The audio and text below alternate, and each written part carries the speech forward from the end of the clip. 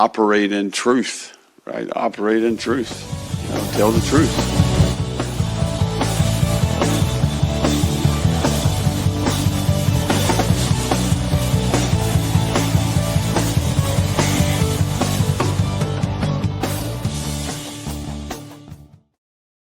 Hello, everybody, and welcome back to Gator Truth. On this episode, we're taking a special look at the 2025 Kentucky Wildcats, and I'm here with my friend Jay. And last year, Jay, I know you guys had a little, well, not a little, quite the rough year, dropping down to 4-8. But I know this year there's been some changes. And I can't wait to hear about that and just to hear how Kentucky football looks in 2025. As we're here right in the first few weeks of training camp. But before we begin, how are you doing today? I'm good. How are you? Oh, You I you had you had to come in with last year 4-8, and that's brutal. So, I know. I mean, trust me, I've been there not too long ago, and weirdly, I'd been there a lot sooner than you had before last year, yeah, which is weird to say as a Gator fan and to say about, the Kentucky football I grew up with. But I guess that says a lot about what Kentucky football at least has become over the last decade or so with Mark yeah. Stoops. So, speaking of Mark Stoops, let's just go ahead and start off with him. What is the feeling like in Lexington with Mark Stoops since he's, been around for a decade, has had some high highs with like a 10-win season, and of course, kind of a low last year with a 4-8. Could you tell the listeners how it's feeling in Lexington? I think Kentucky fans are more on the line of don't talk about it, be about it. We've last year, we said okay, now it's time for a new voice. People are ready to get rid of Stoops, but coming into this season, and he's showing a lot of motivation. Fans are questioning, well, where was the motivation last year? Okay, we're going to give this guy another chance. Okay, he's motivated. Players heads down. Okay, now don't talk about it, be about it. But he's been up front with the media, answering the hard questions. So yeah, it's. I don't think it's if you go for another 4-8 or worse, 3-9, then yeah, I don't think Mark Stoops is too far removed from Kentucky. Yeah, and you know, it almost sounds like you and I are from Mizzou, right now because Missouri being the show me state, and it sounds that's how Kentucky fans are right now. And I know Florida fans with Billy Napier, a lot of Florida fans are like, okay, it's year four, you've had us endure, two losing seasons, uh, 8-5 season, 7-5 regular season, while getting several blowouts. Yeah, You've got the talent you want, show me. So it's just interesting seeing, another team that the fan base is like, hey, it's prove it time. yeah. Um, so with that, let's talk about this Kentucky offense. I know I haven't looked into them too much, but I know you lost Barry and Brown to LSU. But outside of that, tell me about this offense going into the year. And we lost Dane Key as well to Nebraska, as along with the wide receivers coach, DeKale Shorts. But it total overhaul. I mean, it was a roster flip, so it's kind of like question mark. Now on paper, you see, okay, what do we need to address? The old line was a big concern. Quarterback play was a big that got addressed. Now it's still a question mark. We like what we see on paper, but you still got to go out there and do that in the SEC. But I think it was like 30 of 57 players. Like it was a total flip, uh, and coming out of last year with a team that was probably one of Mark Stoops' probably best rosters that he's had at Kentucky to underperform like that. Well, yeah, you had to go out and just rebuild a team, but pretty much all the coaching staff stayed. So the continuity is there. So we like the motivation. A lot of new faces people are still getting familiar with. But on paper and throughout the summer, you liked what you was hearing about the things, the needs, the address situation for Stoops. For sure. So I see that you brought in Zach Calzada. Tell me how he looks to be for the Cats this year. Just from the little bit that I've seen through like fan day and posts and stuff like that, he looks great.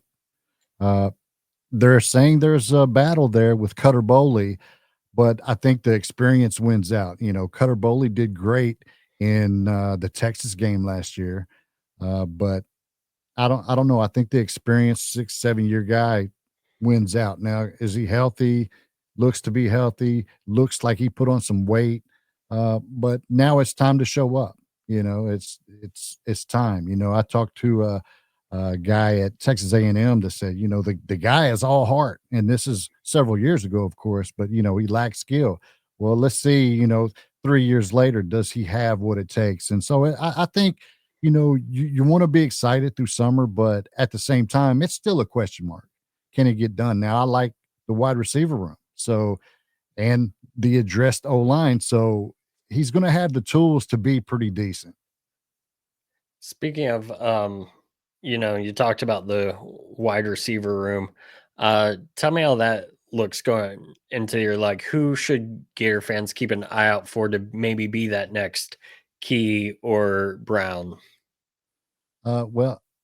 See, a lot of I thought that we upgraded with experience. Hardly Gilmore is the guy to watch for.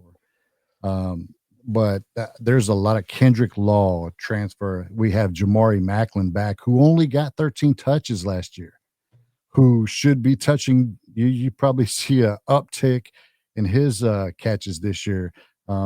He's really good, but Harley Gilmore, Fred Farrier I mean, Kentucky's wide receiver room has a lot of options. I mentioned Kendrick Law; he can be that guy. There's just a lot of talent there, experience, and I like the wide receiver room. Like I said, regardless of losing Brown and Key, I thought the wide receiver room was an upgrade, depth wise. And the running back room, just sticking with the skill positions. I know Kentucky's had some good running backs over the last few years. Yeah. I mean, 2 years ago, Florida goes up to Lexington. I was in the stands and I watched, Florida get run all over. How's the running back position look this year? It's going to be the same way this year. Uh, just a little jab there. No, but no, that's like you mentioned. That's one area that Kentucky has been pretty successful doing. Last year was kind of down, but once again, offensive line and situations the last couple of years with that. But the running room is great. They went out and got a Dowdle and who was a big back, and still got Jamarian Wilcox, Jason Patterson. So explosive players. Look for Kentucky's run game to be really decent this year. Awesome. And the last part of that offense to ask you about. Before we went on air, I said there was one name Gator fans will recognize, but actually, I'm currently looking at the roster and I'm seeing two, and that is Arkansas transfer, formerly a Gator, Josh Braun. And then, of course, we had talked about at guard, Jalen Farmer. Tell me about this, what looks to be an rebuilt offensive line. So hopefully it's a good thing that bodes well for Kentucky. And these guys still have to go out and do it, but I like both names. We know these guys can do it. We've seen it done. Are they healthy? Did they get healthy again? Hopefully so. It looks to be both looking like starters. But we'll see. Like I said, you still have to go out there and do it. But on paper, you like what you see. Kentucky fans hope to get back to saying big blue wall because we kind of pride Kentucky football in that, if anything. Yeah, your team might beat us, but we dominated on the offensive line. That's one thing that Kentucky is proud of is the big blue wall, especially through a former coach, John Schlarman, who passed away a couple years ago. Yes. So Kentucky prides itself in that. So hopefully we do get back to being able to say that. And excuse me, real quick to follow up on that. Just for the listeners who may not know, can you tell the story about the tribute that the offensive line did to their former coach when he unfortunately passed? Yeah, they left his position when he passed away. I can't remember what game that was. The game after that, I'm not for sure, but they left his line position open and took the penalty for that. Yeah, he was. John Slorman was the backbone of the Big Blue Wall. So yeah, it was a great tribute, and I hope we get back to that. For his sake. Yeah. What a better continuing tribute than to get back to the Big Yeah, Blue Wall, because you guys have uh for almost a decade generally had a great maybe a little bit yeah, yeah, since then had a great offensive line for the SEC, and especially for the fact that Kentucky doesn't necessarily recruit at the heights of some of the top end of the conference. So it's very yeah. impressive what the offensive lines at Kentucky have been, for sure. Uh, Now let's go and transition to Mark Stoops. His side of the ball. Not saying that he doesn't control the whole thing, but his defensive background. This Kentucky defense, how's it looking going into 2025? Looking good. Secondary is experienced, and that bodes well for SEC play. The defensive line is huge. Now, I don't know, a lot of people, and I say a lot of Kentucky fans are still doom and gloom coming off a 4-8 season, and Kentucky's defense pretty much folding the second half of the season. But it looks to be good. I mean, Josiah Hayes, Khalil Saunders, David Gusta, you're huge, and then your secondary is all experienced. So, and I've been hearing talk coming in from Kentucky media and fans saying that this is probably the secondary is probably the spot on the team that's going to shine the most. So we'll see. Like it, with the roster flip, it's so new to everybody, and everyone's still, okay, like I said, we said from the beginning, don't talk about it, be about it. We're hearing all these good things about the defense. We got to see it. We got to see it. But some names there, like I want to see Sam Green that came from USC, second year guy. I'm excited about him.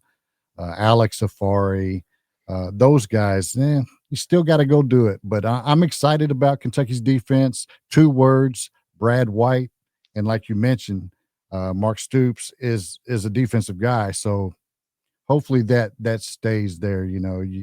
I think Brad White might be the best defensive coordinator in the SEC. And perhaps he is. We'll see if he's about it this year. I will Yeah, say, you know, there's been some defensive superstars at Kentucky. yeah. You know, Cash Daniels is a name that Florida fans love to hate. Uh, I don't know if and he was a star, but he's definitely a, a player to hate. yeah, but anyway, anyways, what's maybe the big name for this Kentucky defense? If you had to pick one going into the year, this is the guy on defense everyone's going to be talking about coming, halfway through the season. This guy is Kentucky defense. I'm excited about Steven Souls Jr. I think this is his year. Look out for him. I think he is just a beast. But there's several guys on this team on this defense that can be the guy. Alex Safari is another name. But Steven Souls Jr. is my pick to be that breakout defensive guy for Kentucky. And he's a linebacker, correct? Yeah, yeah. Okay, just want to make sure for fans that may not be familiar with who plays what on the Kentucky D. But with that said, Jay, let's take a look a little bit at your schedule. Um, Starting off with Toledo in one of the kickoff games, actually, for the SEC. this year at 12:45 on that first Saturday. Yeah. So that should probably be a win. Should be tough game. I think Toledo's is predicted to win the MAC, I believe, but a lot of people are like, watch out for. Okay, I Yeah, think it'll be a tough game. I think it'll be a no more of. Well, we're going to have to wait 2 or 3 games to see what we actually have. I think you're going to see it in this first game. yep. And then that second game, automatically or almost immediately, you have Ole Miss coming to town, revenge on their minds. But Yeah. I've talked to a guy from Old Miss already, and he says they've got 18, 19 new starters after some roster turnover, mostly graduations. Last year you beat Ole Miss. How are you feeling about that one? That's a W. That's a W, especially at home. I like that game at home, and I like that game early, right off the bat. I think Kentucky can win that game. I would say early on, while that team may still be figuring things out with a bunch of new players, probably the best time for you guys to match Yeah, up with them, and especially at home. yeah. Um, as I'm refraining from making a lot of predictions on these things, but I don't mind saying, here's what's the advantage, Right, right. for a team, or here's a disadvantage. Yeah. A few weeks ago, I spoke with Tennessee on their podcast, Vol Fanatics, Oh yeah. and he and I were talking. We actually went through Tennessee and Florida's roster. Mike and I did, or not roster, but schedules, and we talked about how Tennessee essentially has 2 bye weeks. If I remember right, they have a big cupcake and then they have a bye week before Florida. And I'm like, this is a perfect setup for you. He goes, the problem is we've got battered Vol syndrome. This is the perfect setup for us to win, but that's how we know we're going to somehow lose in Gainesville for like the 20th year straight or whatnot. And I'm Yeah. like, I understand that. So, and I see that as, sometimes scheduling works out for you. Yeah. Um, yeah, and I'll say this, it's an interesting schedule you have because you start off with 3 games, then you have a bye week, and then you have back-to-back away games. Possibly one of the games, if you're hoping to get up to 8, 9 wins, you could possibly steal, although they looked pretty good last year. The Gamecocks and Yeah. You Williams gotta get Bryce. that. Yeah, you gotta get that win. Hard place to play though. I mean, that's a Yes. hard play. I think it's probably one of the hardest venues in the SEC to play, but I like I'm not buying South Carolina hype this year. I'm not yeah, they came on toward the end, but just like anyone else, I mean, you got to play the game, and I think Kentucky can win that game. Even I though, yeah, even though Stoops has not done very well the last couple of years against South Carolina, I think Kentucky. I think that's sit in his mouth, and I think Kentucky goes all out for this win. Yeah, the good news is you'll be the 5th game in a row for South Carolina. Meanwhile, you're coming off, we just talked about, Yep. 2 bye weeks, essentially for Tennessee. You're talking about Eastern Michigan and that bye week, and you've got one of the games you need to grab. But yeah, you've got the away game at Williams Bryce, then you go to Sanford Stadium, and then somehow you are off. So you do 3 off, 2 off, and then a 7-game slate, starting with hosting the Texas Longhorns. Yeah. Um, Last year you guys gave them a little bit of a battle in Yeah. Austin. So, uh, looking at it from an August point of view, how do you think that's coming off the bye week, splitting that game between Georgia and Texas? How do you feel about them making their first trip to Lexington? Uh, it's Texas. Of course, as a fan, I want to say, I've seen it. Anything is possible. Of course, we've seen things happen, and I want to believe that. But it's Texas, so I've got an L on my schedule for that. And even the Georgia, we've been close to beating Georgia the last several years. Going there doesn't bode well for Kentucky. So I think we're looking at 2 losses there. Hopefully I'm wrong, but most likely you're 2 L's there. And hopefully Kentucky can shock the college football world and get one of those wins, if not two, but probably an L. I wouldn't be against it. I will have to ask about this visit for the next week from the other orange and white UT in the SEC, the Tennessee Volunteers. Um, that seems like an interesting matchup, as we're not sure who Tennessee is this year either. Exactly. I like Kentucky at home. I think Tennessee is still having a lot of issues. So I like, that's not until October, but Right. I like Kentucky at home against Tennessee. Ha- Tennessee has owned Kentucky, so it's time for some get back. And being at home, I like Kentucky over Tennessee. And then you don't have to give a prediction, but we're going to jump ahead 2 games. To the visit from Florida, uh, to Kroger Field. Of course, the last few trips the Gators have lost, which growing up I would have never imagined a multi-game losing streak to Kentucky. But part of that is definitely credit to Mark Stoops and what he's built at Kentucky for sure. Um, and just what has become a pretty decent venue there at Kruger Field.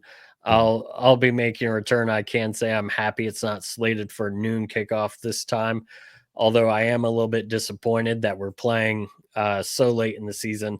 I was hoping to be able to sneak into Cincinnati for Kings Island's Halloween event, but that'll be done by then. In fact, when Yeah. they drop the schedule, I'm sitting there like, where's Kentucky? That should be September, Yeah. October. And then I when, thought that I thought the same thing when I saw it. I was like, what? November? What?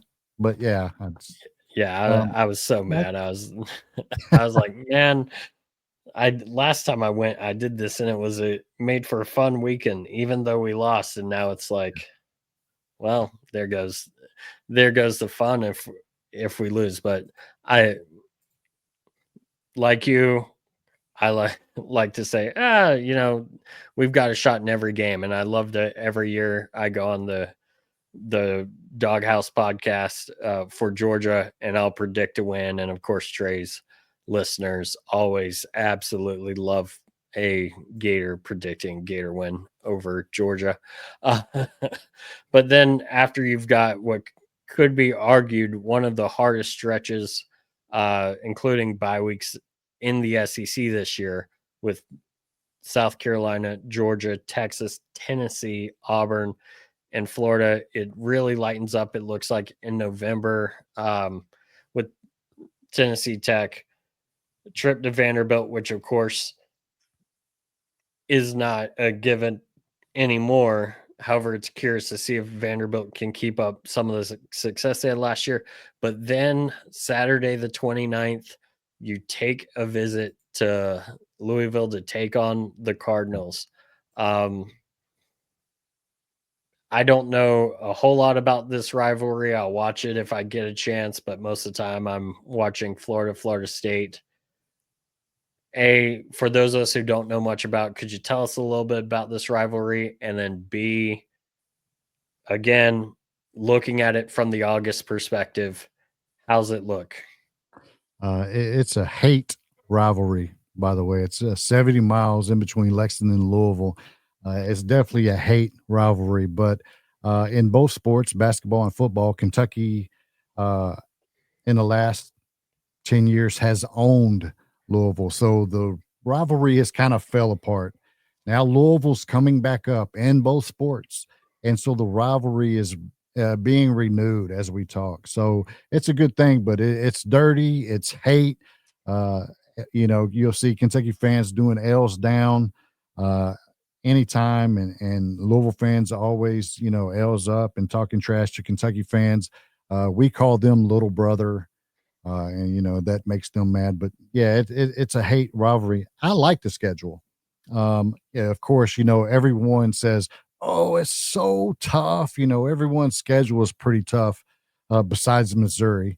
But, it's, I mean, I like it. I mean, like Florida coming to Kentucky, I like that. Now, on most Kentucky fans' schedules, you'll see a L there, but not with me. I like Kentucky's chances and the motivation coming from Mark Stoops and staff this off season. But I like the schedule. Now it can, as well as I can, it is a tough SEC schedule and it could go either way.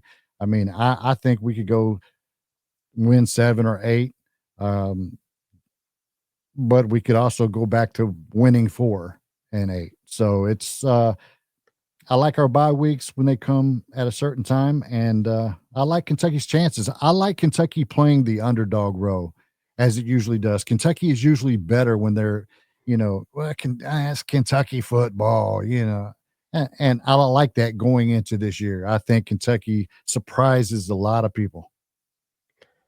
Awesome, awesome. And before we get out of here, Jay, can you tell people where they can find you on social media, and also anything you'd like to tell them about the Religiously Kentucky podcast? Sure, sure. You can find me on all social media platforms at J Hayes KY, JayHazzezEky. And you can find Religiously Kentucky Sports Podcast on all podcast platforms: iHeart, Spotify, Amazon, Apple. We're everywhere. But yeah, come holler at me on social media. We can argue. I argue a lot with Vol fanatics quite a bit on TikTok. So I'm always giving Tennessee guys heck, so Good, good, I'm good. I'm fun with it though. I like having fun, and I like people who believe in their team. I like that. No matter who your team is, you're supposed to speak life into that. So that's what I do. So I'm predicting Kentucky 12-0 this year. I mean There you go. There you go, Jay. And I'll tell you this. Um, about a week ago, as I'm recording this, Tennessee did their Florida schedule preview. I was actually recording my Florida State 2025 preview, Yeah. just finished right as they're going live. And I said to Jesse from Plant the Spear, I said, "Hey, Jesse, I'm going to go mess with their podcast." So they're there. They start doing their Florida game by game predictions and making some comments. And there I am in the chat sending the messages. Unfortunately, they didn't see the direct message I sent until after, where I said, "Listen, I can hop on and we can have fun with this." But I mean, they're reading some of my messages from the chat, putting them up for their fans to see on their live broadcast. So I like to have a little fun with it. Oh yeah. But for I've been giving my fans a little bit of insider baseball court that these are being recorded a little out of order. So but this will air before the Tennessee one airs. So it's been a lot of fun doing that, meeting other people, but also it is some fun being like, "Hey, go check this out if you haven't seen it." Because I think I even said, "Oh my gosh, Vol Fanatic is live on the recording of that." So that when they get FSU, they'll be like, "Oh, that's what he's talking about." When he was talking to Jay from Kentucky. But with Yeah. that said, Jay, it's been such a great time meeting you and talking to you. Maybe when it comes time for the Gators to pay a visit to Lexington, we can hop on, talk the Yeah. game together. And then in my time up in Lexington, will I see you at the game this year? Yes, I will be there, and appreciate you having me on, man. It's always, social media is one thing, and I give, Florida, Tennessee, whoever, heck on social media. But at the end of the day, man, like I said, I like fans who believe in their team and who back their team and who believe they can win, and who talk junk. I like that. I want all the smoke. So uh, I'm here for it, man. I appreciate you having me on, and definitely catch up when you come to Lexington, man. I'll be at the game. Oh, definitely. You'll be my 49th straight game, Lord willing. I don't Wow. have anything come up. And then the next week I've got Ole Miss for number 50. Wow. And I wouldn't go to the games if I didn't believe the team could win, even against, some of these odd circumstances. So definitely at that time. Hopefully we speak before then, but if not, I will be sure to, see you before the game. If it's just for a nice little handshake Yeah. photo and say, hey, my listeners really either hate it or love to talk to that guy, or why are you doing that, Daniel? But Yeah. but with that said, for everyone that's made it this far, this is Kentucky 2025. Definitely a team I think will be interesting to watch in the SEC, and one that I think could be play spoiler to a number of teams this year as they have a tough schedule. But as Ric Flair said, to be the man, you got to beat the man. And that's Exactly. what we're looking at, both Florida, Kentucky, and several other SEC teams. So, with that said, thank you all for listening.